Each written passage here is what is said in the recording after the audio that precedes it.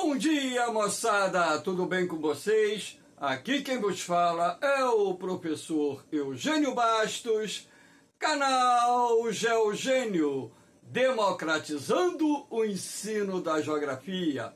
Moçada, vamos fortalecer o canal, dê aquele like, se inscreva no canal, compartilhe o vídeo e ajude o professor Eugênio Bastos a democratizar o ensino da geografia. Moçada, no nosso encontro de hoje, eu irei falar sobre um tema bastante atual, que é a desertificação que se processa no interior do Nordeste, mais precisamente no sertão nordestino. Espero que vocês gostem do nosso encontro. Havendo qualquer dúvida, deixe a sua pergunta na parte dos comentários, que eu terei o máximo prazer de respondê-la. Então, moçada, recentemente tem sido publicado através da imprensa escrita e também em reportagens divulgadas em programas telejornalísticos que o interior do Nordeste, o sertão nordestino, vem passando por um processo de crescente desertificação. Então, o objetivo dessa aula é analisar esse processo de desertificação, identificando as áreas do sertão nordestino mais vulneráveis ao processo de desertificação, as causas desse processo e também as soluções que podem ser adotadas para conter e reverter o processo de desertificação.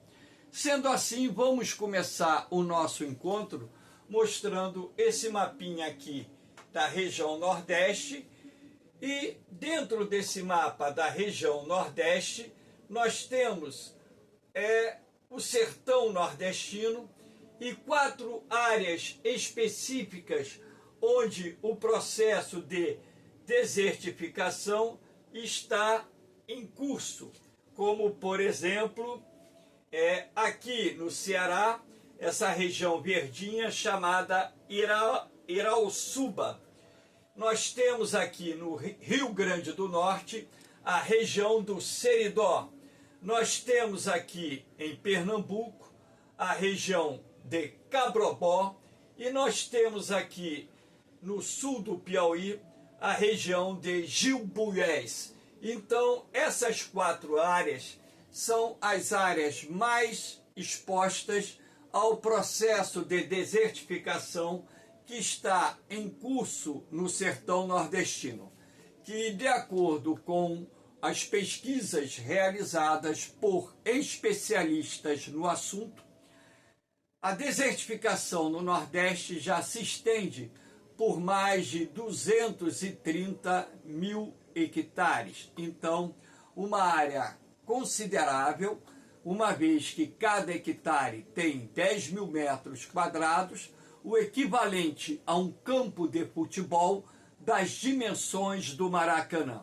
E sendo assim, 230 mil campos de futebol, dá para vocês mensurar o tamanho da área do sertão nordestino, que já se encontra em pleno processo de desertificação, e se nada for feito para conter o avanço desse processo, nós teremos no futuro a configuração de um deserto em nosso país, e esse deserto irá crescer, ocupando novos municípios, novas áreas pertencentes a outros estados da federação, enfim, gerando não só impactos ambientais, assim como impactos sociais e econômicos. Então, o processo de desertificação é um tema de grande relevância em razão das implicações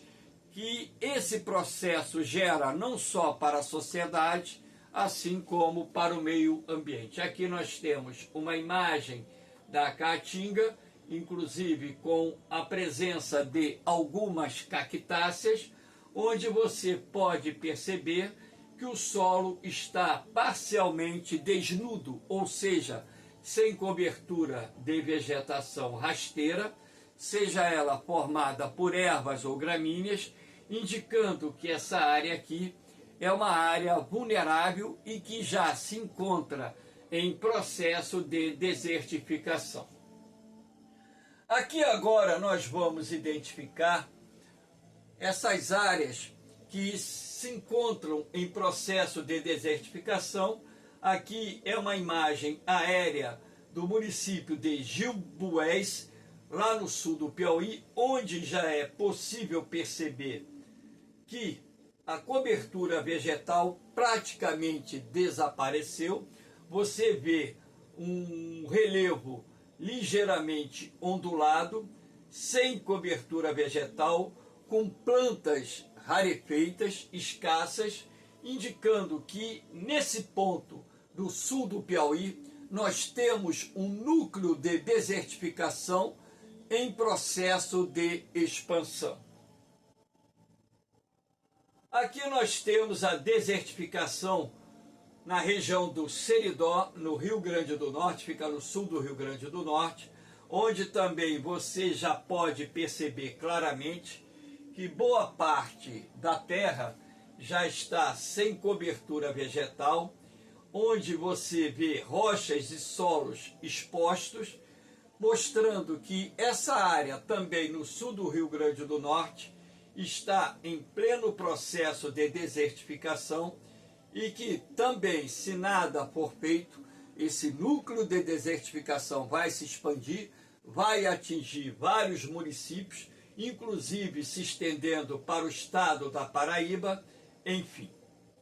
Aqui nós temos uma outra imagem, a desertificação em Cabrobó. Cabrobó é um município que inclusive, está coladinho ali ao Rio São Francisco, e pelo município de Cabrobó temos a passagem do canal do Eixo Norte do projeto de integração ou transposição do Rio São Francisco, onde você pode perceber claramente também que o solo aqui já está bastante ressecado, sem praticamente cobertura vegetal, e você vê alguma vegetação esparsa e um solo já parcialmente desnudo, indicando a formação de um outro núcleo de desertificação que preocupa muito o estado de Pernambuco. Nós temos aqui também a desertificação em Araçuba, no Ceará, onde você pode perceber, aqui é o município de Araçuba, e você pode perceber aqui nas áreas adjacentes que a vegetação que recobre o solo é uma vegetação rarefeita, boa parte do solo já está desnudo, indicando aqui que essa área também está exposta ao processo de desertificação.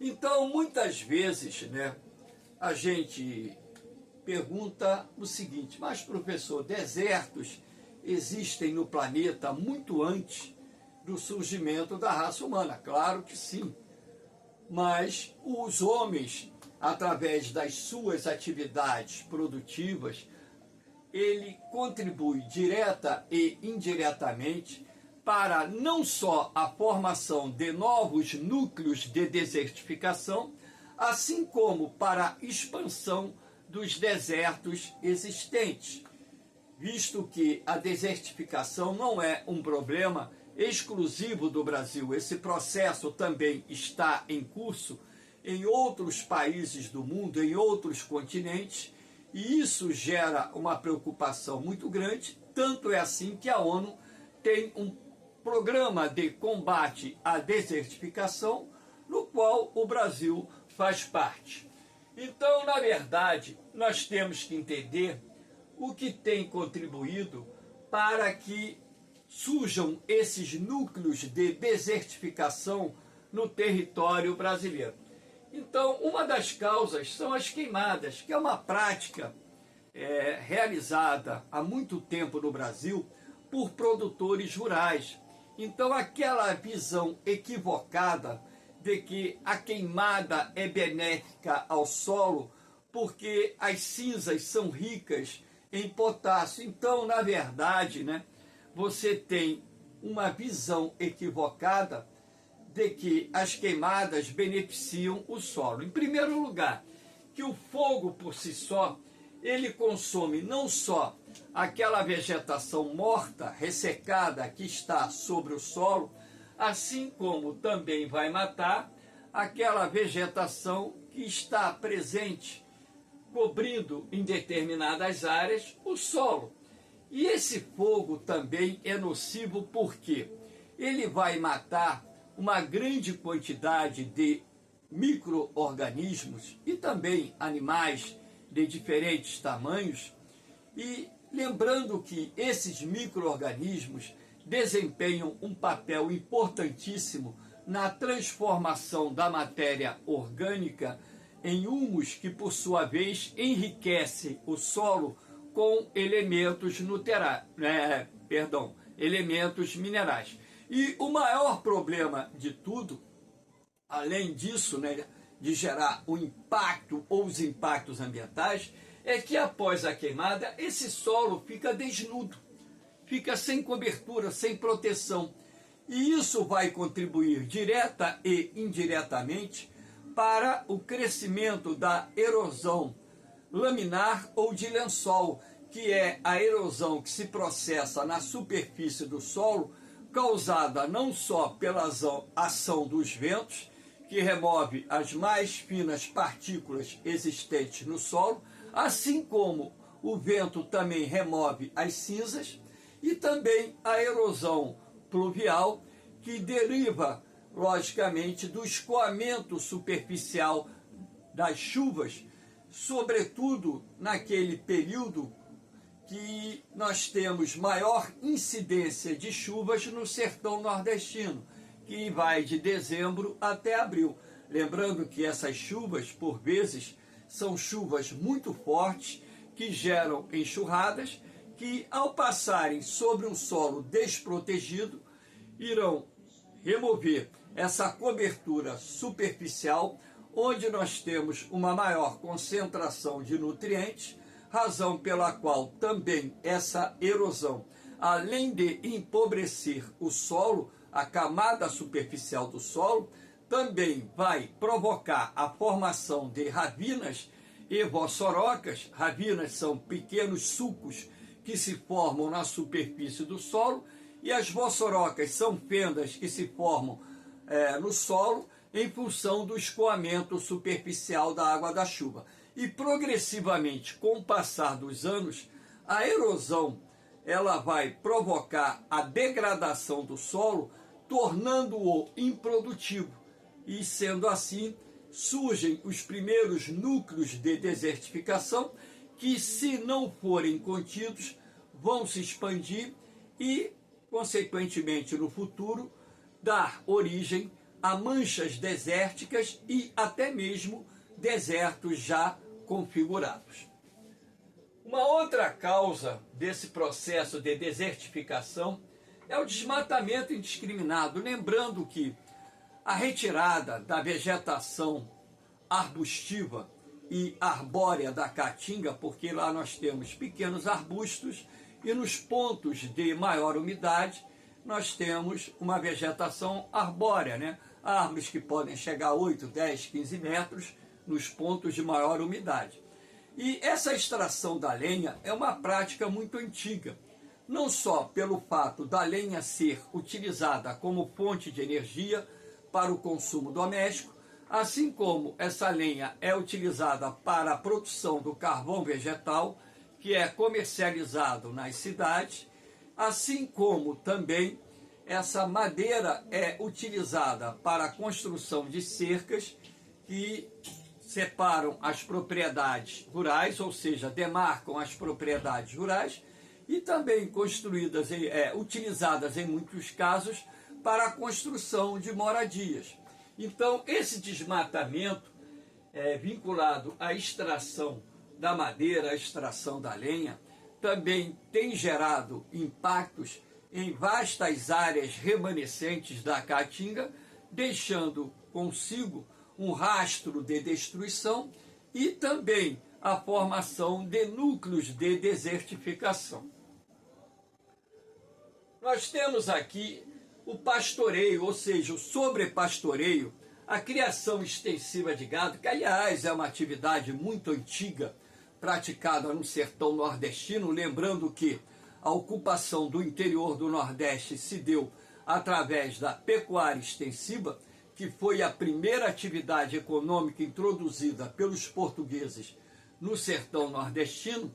Então, há séculos que a pecuária, o sobrepastoreio, está em vastas áreas do sertão nordestino e, consequentemente, essa pecuária extensiva com o sobrepastoreio acaba contribuindo não só para a expansão do desmatamento, porque o pecuarista desmata a área para o plantio de pasto, assim como também contribui para a degradação do solo, porque numa região de clima semiárido, com secas prolongadas e de tempos em tempos se estendendo por alguns anos, a pastagem morre, o solo fica sem cobertura vegetal e como nós temos aqui, né, o gado, um barreiro, né, aqui nós temos a água, onde o gado está bebendo a água, mas você pode perceber aqui no entorno que a caatinga está seca, porque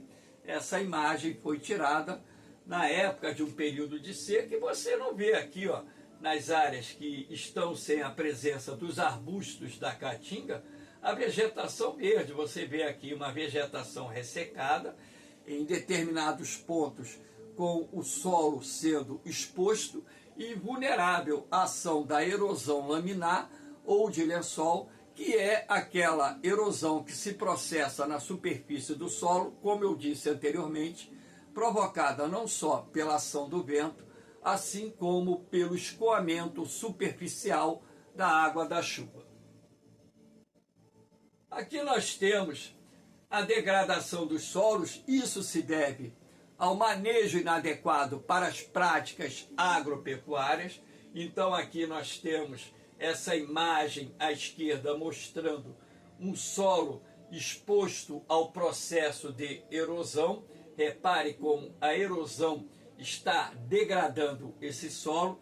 Essa imagem, que é lá de Gil Bués, no Piauí, mostra também como o processo de degradação do solo contribui para a quase total ausência de cobertura vegetal sobre o solo, e isso, de certa forma, é um elemento de suma importância, porque, ora, em determinadas épocas, sobretudo naquele período que o sertanejo chama de inverno, que é o período das chuvas, esse solo fica mais exposto ao processo de erosão, porque não tem uma cobertura vegetal que gere a fixação do solo. Então, o escoamento superficial da água da chuva vai removendo, vai degradando o solo, construindo as ravinas, construindo as vossorocas, e se nada for feito para conter esse processo de degradação do solo, com o passar dos anos, os núcleos de desertificação eles vão se ampliando, e aquilo que eu disse anteriormente, isso acaba por gerar grandes impactos ambientais, sociais e econômicos.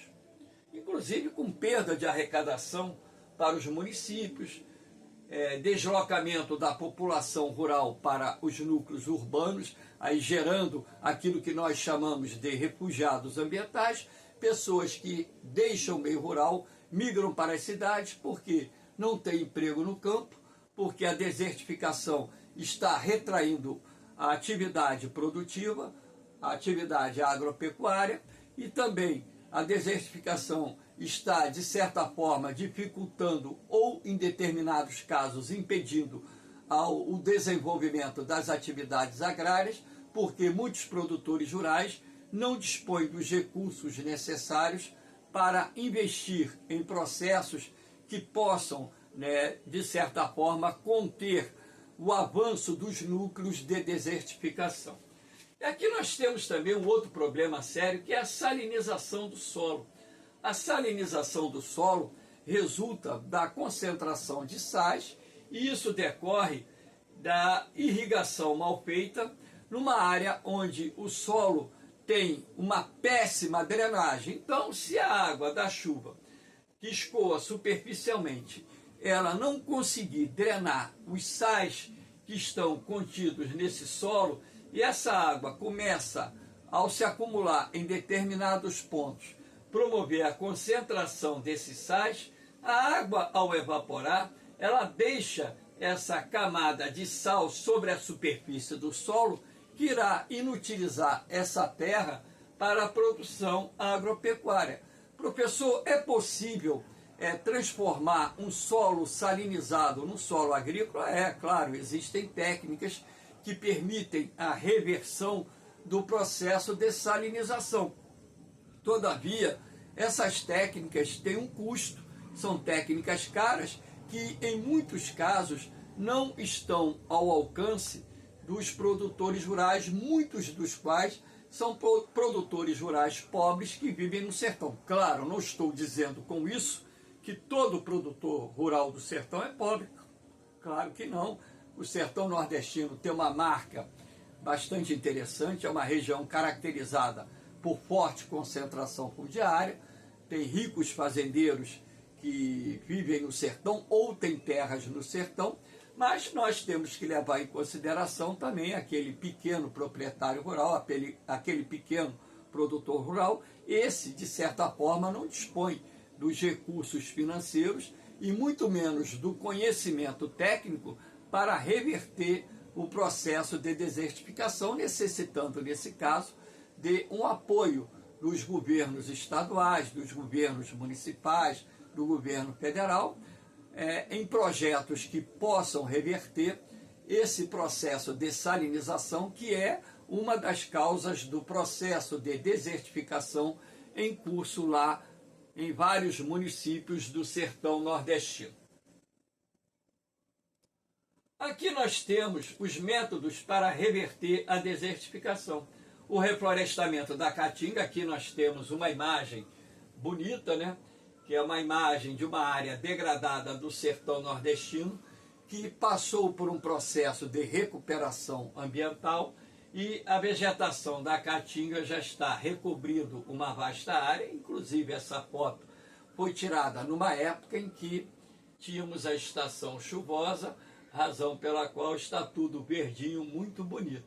Então, no sertão nordestino hoje, existem em alguns municípios, não vou dizer todos, né, mas em áreas específicas do sertão nordestino, hoje existem projetos de reflorestamento, de reposição das espécies nativas do sertão, que estão possibilitando reverter quadros de degradação ambiental e também reverter processos de formação de núcleos de desertificação em determinadas áreas do sertão.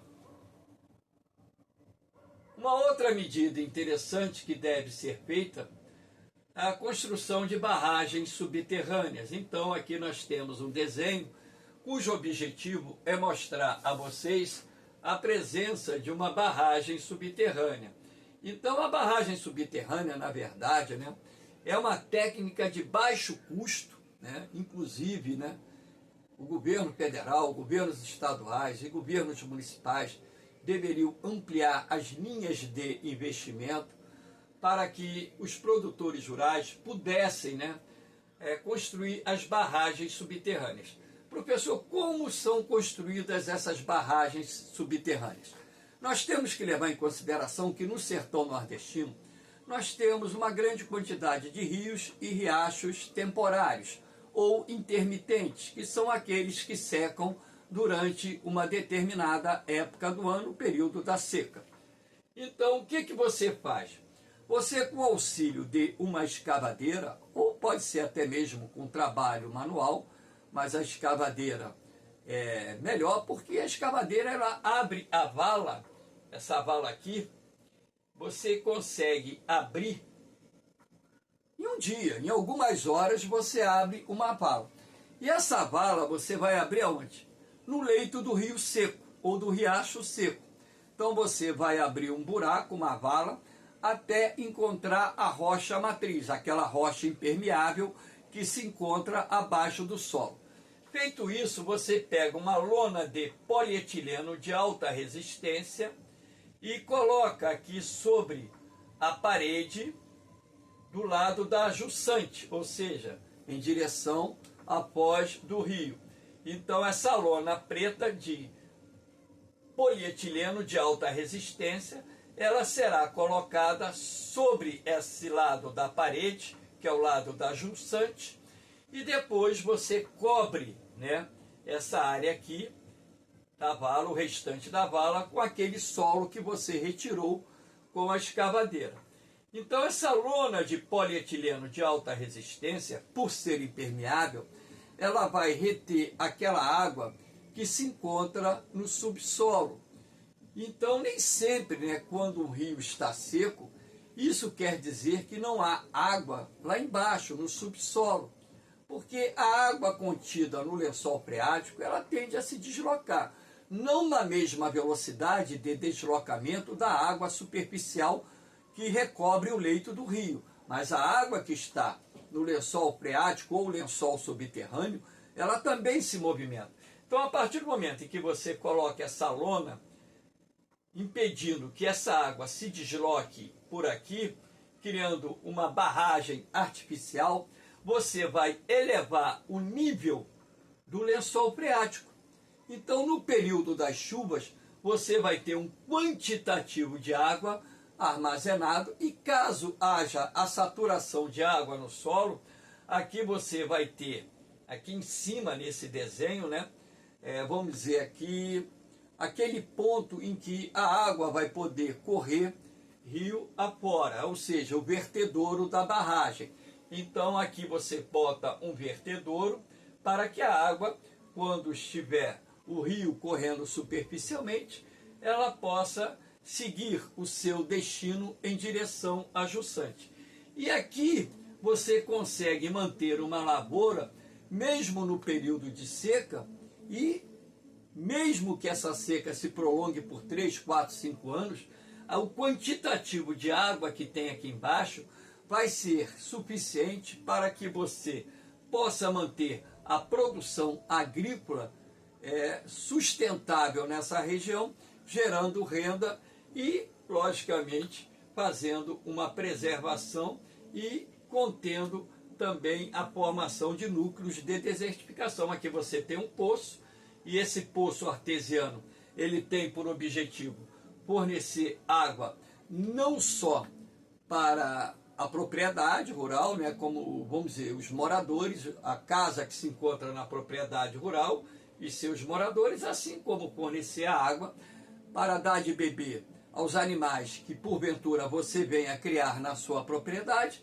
e também utilizar essa água com o recurso de uma bomba para irrigar superficialmente a lavoura que está aqui recobrindo o terreno. Então é uma técnica bastante interessante, uma técnica de baixo custo que deve ser incentivada. Claro que em vários municípios do sertão nordestino hoje já existem essas barragens subterrâneas e na medida em que o governo ele possa financiar a construção de mais barragens, você consegue não só ter uma agricultura sustentável no interior do Nordeste, assim como você vai impedir ou dificultar ao máximo o avanço dos núcleos de desertificação que hoje se encontram lá no sertão nordestino.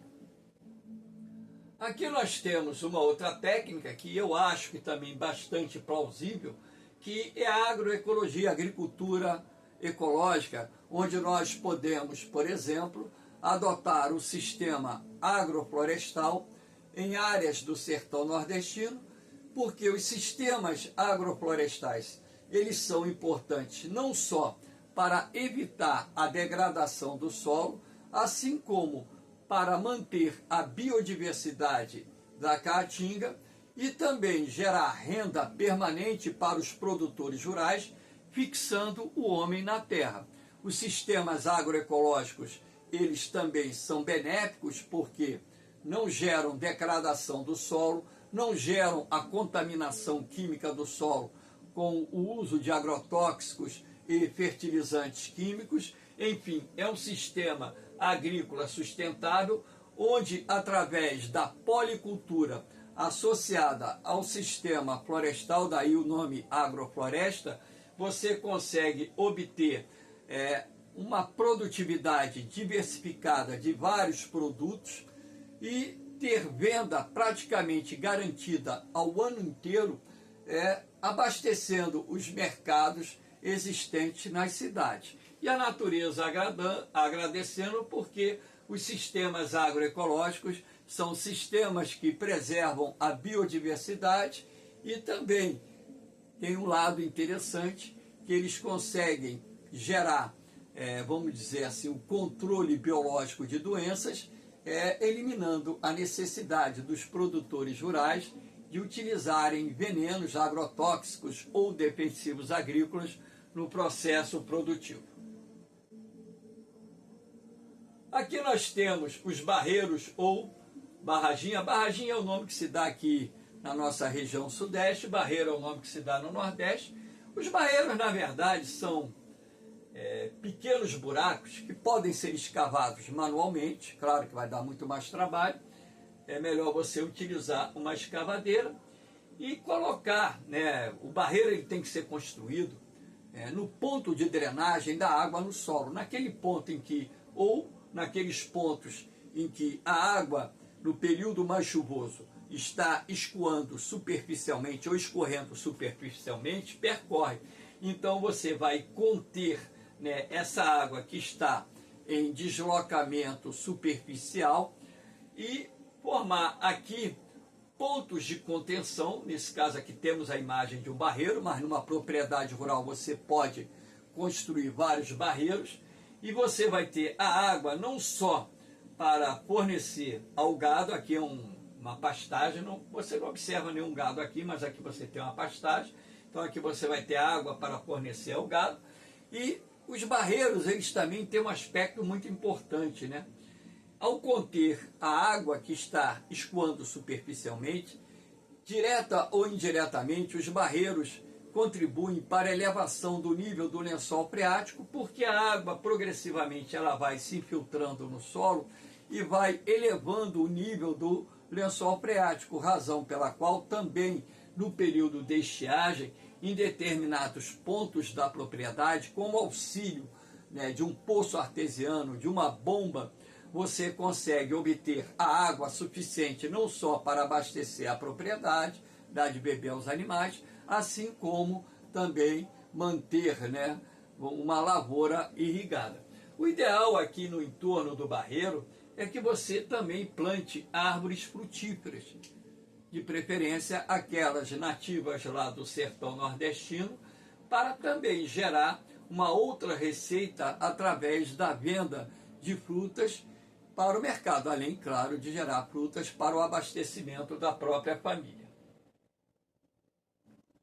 Aqui nós temos a drenagem correta do solo. É muito importante que os proprietários rurais entendam que o solo ele precisa ter um sistema de drenagem eficiente para evitar o processo de salinização da terra. Então, quando você consegue estabelecer sistemas de drenagem eficientes, o processo de salinização não se estabelece. Não se estabelecendo o processo de salinização, você evita a formação de núcleos de desertificação na sua propriedade.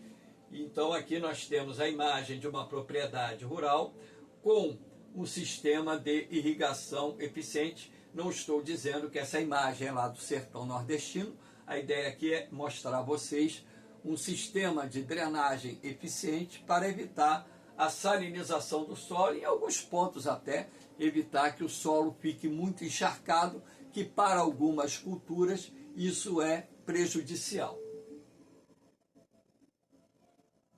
Aqui nós temos também a necessidade de se promover a recuperação de nascentes, Para isso, tem que se identificar onde existiam as nascentes nas propriedades rurais, cercar as áreas das nascentes, porque para evitar que o gado, né, entre nessa área, e ali você promover um processo de reflorestamento com espécies nativas e, de preferência, com espécies que possam promover o maior sombreamento. Então, a partir do momento que você recupera as nascentes, você aumenta a quantidade de água disponível não só para atender às necessidades da sua propriedade, assim como para alimentar os riachos e rios que cortam o sertão nordestino. Na verdade, ao longo de centenas de anos de ocupação sem planejamento do sertão, o que aconteceu? Uma enorme quantidade de nascentes desapareceu. Então, rios temporários, que são típicos de regiões semiáridas e áridas, eles se proliferaram em grande quantidade no sertão em função do desmatamento e também, mais recentemente, da formação dos núcleos de desertificação que se encontram naquela região. Aqui nós temos o plantio direto, que também é uma técnica bastante interessante. Por que o plantio direto é importante? Para evitar a degradação do solo. Então, por exemplo, lá no sertão se cultiva muito feijão, se cultiva muito milho, se cultiva muita mandioca e outros produtos alimentares básicos, né? Então, após a realização da colheita, o que você deve fazer? Deixar aquela massa vegetal morta resultante da colheita cobrindo o solo. Qual a importância dessa cobertura de solo? Primeiro, que vai proteger o mesmo da chamada erosão de lençol ou erosão laminar, e dessa forma evitando a degradação do solo.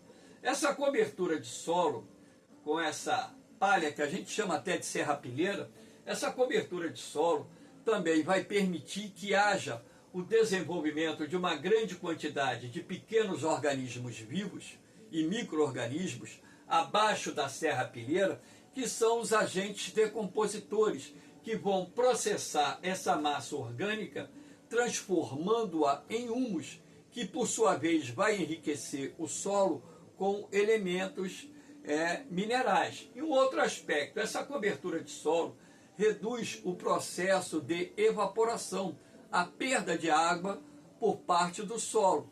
E sendo assim, mantém a umidade do solo durante um período mais longo, reduzindo a necessidade de se promover uma irrigação para manter a lavoura. Então, lá no sertão nordestino, no período da seca, é claro, né, que durante determinado momento você vai ter que acionar dispositivos de irrigação por causa da ausência de chuvas que, por vezes, se estende por vários e vários meses.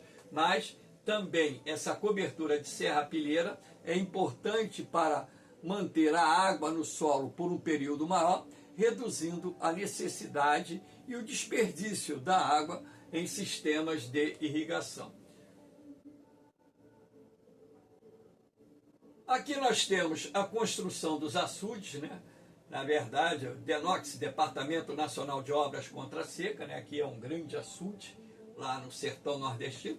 No sertão nordestino tem milhares de açudes, entre pequenos, médios e grandes. Então, açudes que são construídos pelo poder público, governo estadual, governos municipais, governos federais, produtores rurais.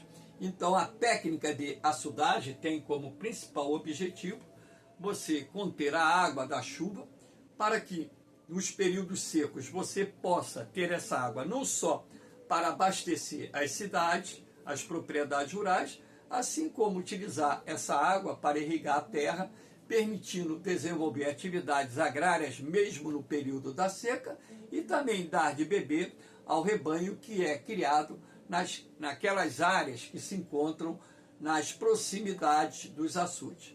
Lembrando que hoje os açudes também, né, estão sendo utilizados para a piscicultura, fazendas de criação de peixe estão sendo estimuladas nesses açudes, gerando mais renda para os produtores rurais. Então, são técnicas bastante interessantes que foram citadas aqui que podem ser utilizadas não só para conter a desertificação, assim como para enfrentar os efeitos da desertificação e, o que é mais interessante, reverter o processo de desertificação, porque no momento que você consegue reverter o processo de desertificação, você amplia a disponibilidade de terras para a produção agropecuária.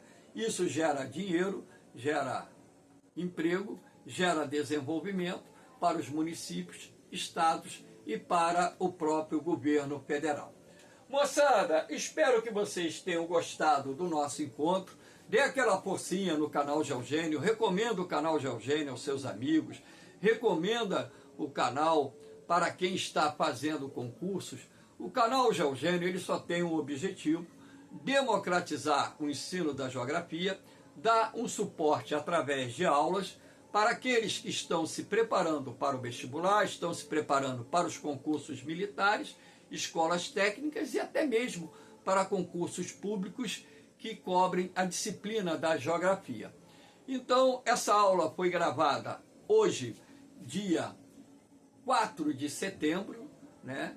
Espero que vocês tenham gostado dessa aula, ou perdão, 4 de setembro, não, 4 de novembro, né? Espero que vocês, quem dera, né? 4 de setembro, 4 de novembro, espero que vocês tenham gostado desse encontro e a única coisa que eu peço em troca é que ajude a divulgar esse trabalho, porque o canal Geogênio se transformou numa ferramenta de grande valia para aqueles que estão se preparando para concursos. No mais, uma boa semana para todos. Hoje é a prova do Enem, eu acho que eu até falei a data errada, né? Hoje é 5 de novembro, então hoje é domingo, não é sábado. Estou confundindo, hoje a minha cabeça está meio confusa, eu estou feliz. Eu vou dizer porque que eu estou meio confuso agora no final. Estou feliz porque o meu Fluminense foi campeão da Libertadores da América, tá? Então, hoje nós temos a primeira fase da prova do Enem e aqueles que forem fazer sucesso, que consigam ter um bom desempenho. E quem está seguindo o canal Geogênio, eu quero o gabarito de geografia. Valeu? A prova do Enem será comentada, se não me engano, no dia 15 de novembro, eu disponibilizarei o comentário das questões de geografia. Não dá para fazer antes, porque eu dou aula de segunda a sexta, são 12 aulas por dia, 60 tempos por semana. Eu trabalho numa grande rede de ensino aqui do Rio de Janeiro, então eu não tenho como gravar dia de semana. Talvez no final da próxima semana, caso, né, já tenhamos a disponibilidade da prova para que eu possa pegar as questões e colocar no PowerPoint, eu grave essa prova, as questões de geografia. No mais, uma grande semana para todos vocês. Um beijão no coração de vocês, um forte abraço. Fiquem com Deus, eu vou, mas eu volto, hein?